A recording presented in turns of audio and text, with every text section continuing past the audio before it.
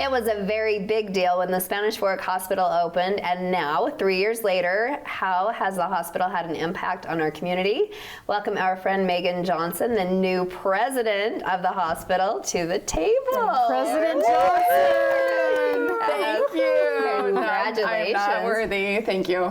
Thank Wow, you. No, you So absolutely are. Yeah. It's How many weeks has it been? about 6. 6 You're weeks. still So you just can't fresh. even You've ask been me how it's vetted. going. You've been vetted pro already, Yes. right? No. So it's been a great journey. Had a great opportunity opening the hospital, living in this community as the nurse administrator. Francis, the previous administrator, president, is now the CEO of the Utah Hospital Association, which left this position open, and I'm honored. I am absolutely honored to have taken on this role, and I truly feel nobody knows this hospital better Than you. Yeah. But then, and let's not just pretend that, Francis is leaving, so Megan, just take the spot. Yeah. It was competitive. Oh, yes. There was an interview process. Yes. There were people that were qualified. Yeah, It wasn't easy. I heard there were about 15 applicants, and Wow. knocked that down to the top 3. And the whole interview process, the stress, the Oh my anxiety. Oh my gosh, yes, I can only imagine. Really just trying to prove myself and the worth, and the really it was the community backing me up. It was the caregivers that I work with day in and day out at the hospital, and really just that support that gave me the confidence to even apply for the position. So that happens. They offer you the job, but then the work starts. How have this first 6 weeks been? It's been stressful because Francis had left, taken on a new role, and so moving into this position, I've been doing 2 roles for probably about 5 weeks. Because you need to fill in your Yeah. position, So backfill that previous position. We did backfill that position with Cesar Garcia, who was previously my med-surg manager, and so he has been in that role for about a week now, and now we have to backfill his position. gosh. But this is what we love. Really, we grow our own, and Yes. he's been there again from the very beginning, and knows the hospital, knows the staff, knows the community. He will do an amazing job, and so proud of the work and the ability to continue to grow leaders within our community and within this hospital and give them opportunities. I love that. Yeah, Absolutely it's really about love what we that. do. And Yeah, no, that's, sorry to interrupt. Yeah. I'm just going to say, and because of that growth and growing all the people internally, what are maybe some of the top 5 or 6 things that you've seen in that span of time? in just the 3 years. So, really, I think opening the hospital, and not just opening the hospital, but opening the hospital in a pandemic was, we were here, we did the show, and it was a challenge. It was a huge challenge for everybody. Being able to do that was a huge accomplishment. Opening a hospital is a once in a lifetime experience that, if you asked me, I probably wouldn't do it again, but doing it in COVID was great. I think also seeing the need of the hospital in this community each year, every year, we continue to hit new milestones, and all of our departments are growing. They're growing so fast. Every year it's new records, and the ER, we were built to see about 14,000 patients a year. This last year, 23, we saw over 19,000. Oh my gosh. Wow. So we're already underbuilt. And Oh my gosh, in 3 years. in 3 years, and we were approved last year to do an ED expansion. So our emergency department will be expanding. We'll start planning that Oh my gosh. in about 3 months, and the build will start in January, February of next year, which is unheard of. We're only 2 years old, and we were approved to already expand. And how long were you expecting to go? The hospital was built to grow, but not this fast. I mean, usually you see 5, 10 years, even sometimes 15 years down the road. So 2 years in to be Well, there already really planning. was that shift right after the pandemic. That's like everything shut down, and then everyone decided, I am moving to another location. Yeah. And here it is. and who wouldn't want to move to Spanish Fork? Right. you look at affordability, you look at, you know, inflation and the cost of living, and we've still, you know, though we've seen it increase down here, it still is affordable, and it is a great community. It's a great place to live. Well, taxes are lower than in a lot of other places. Yeah. So number 4 from Pete's list of my top 6 would probably be we brought in a Da Vinci robot. So what does that do? Yes. It is the Da Vinci robot. It is used in general surgery. So instead of, if you have an appendectomy, you know, appendicitis and need surgery, gallbladder removed, if you've got to have surgery, even just like small bowel obstructions, surgery on your belly, we can go in laparoscopically, which is just making those incisions, and the robot will do a lot of the work. So it's a lot less invasive. Yes, a lot easier to recover from.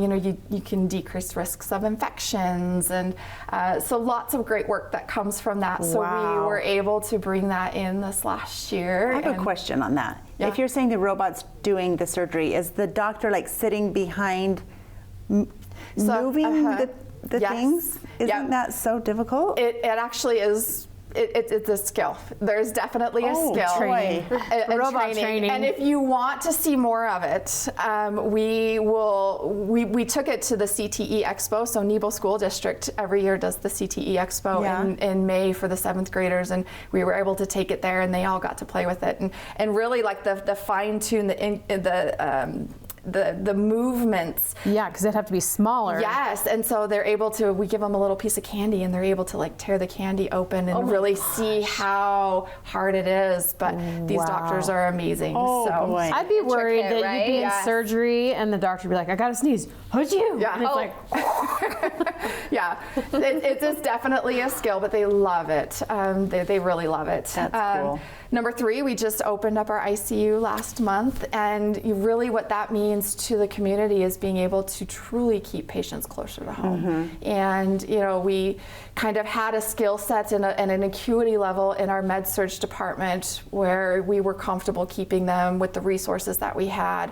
Opening this ICU lets us keep a higher acuity of our patients closer to home, knowing still that we have Utah Valley close for those you know, things that we need. So 2 questions on that. About how many people can be in the ICU? So we have 16 med-surg beds, and instead of doing a full construction project, what we did was build these so that they could flex between med-surg and ICU. Oh. So if we don't have any ICU patients, we can still keep up to 16 med-surg patients.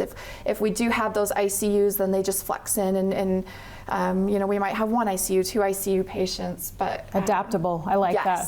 Yeah, without having to do this massive construction project. And then will you have to do construction in the future for that? Eventually, we would like to. You'll be a project engineer too, right? We're gonna open the West Wing and then the East Wing and then the. It's been fun. I've learned a lot about. With that, would you have had to hire like a new crew, or can they kind of interchange? So we did staff up a little bit and hire in some extra, but we also taught and trained our current nurses to be able to care for those patients. It's just a broader scope, and it allows them to, you know, practice higher into their license. And, you know, they love it. It's scary, but and you know, it's a lot of hard work and dedication. They've done amazing in that. Number 2 is a Mako robot. Another robot.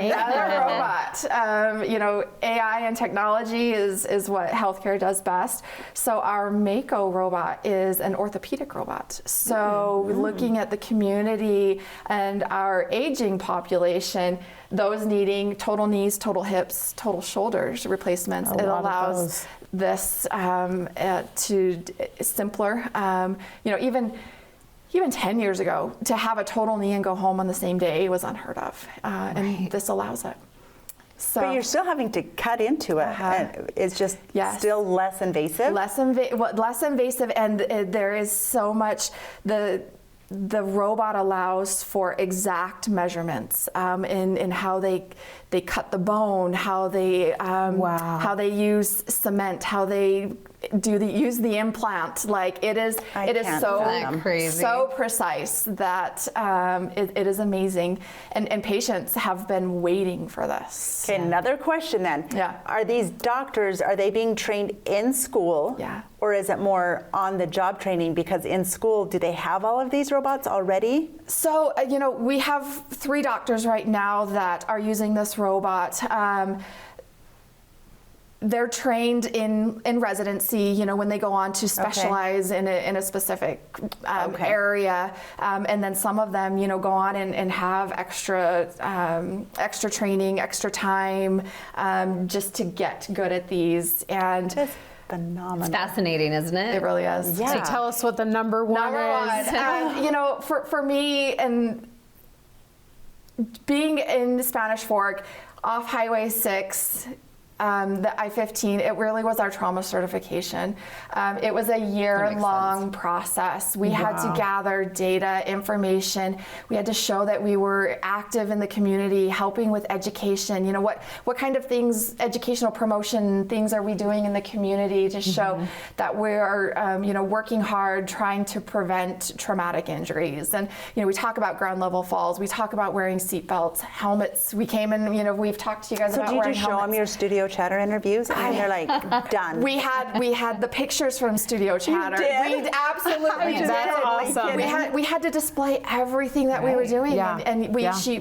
Amanda that was here, she put together this amazing book of all of the community outreach that we've done, and yes, you guys were in it. And so and that work doesn't stop. Like everything that we do just continues, and it's on to the next thing. And so we talk about these 6 things, but there's so many things that we've done, and so many people that have been involved.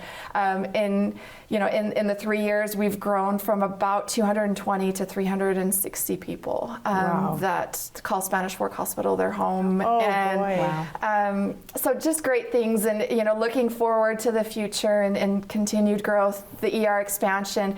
We've got 2 Sheldon ORs that we want to finish up. We want to bring in a cancer center. What does that look like to the community? And Wow, that's a lot. lots of I opportunities. love that. I love the future. It looks bright for the hospital, and you're right there to lead the way. Yes. And this is perfect. Yeah, and I think really it is the community. It is the community welcoming us, being excited. Healthcare is hard.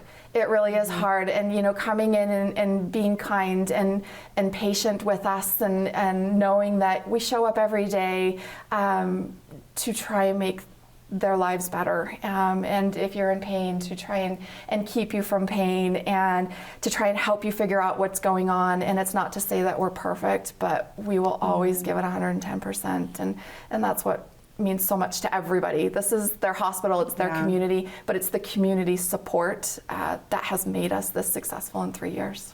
Well, thank you. No doubt that you will be back here again to update us yet again. Thanks so much. Thank you. Congratulations. Thank you, Bo.